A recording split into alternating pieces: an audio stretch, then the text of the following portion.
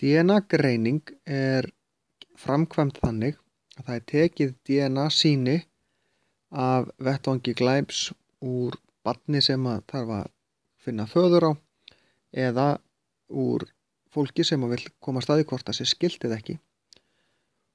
Og síðan tekið úr einhverjum öðrum sem á að mattsa þá við, hvort sem það grunaður einstaklingur glæp, hugsanlegur faðir eða hugsanlegt skyldmenni.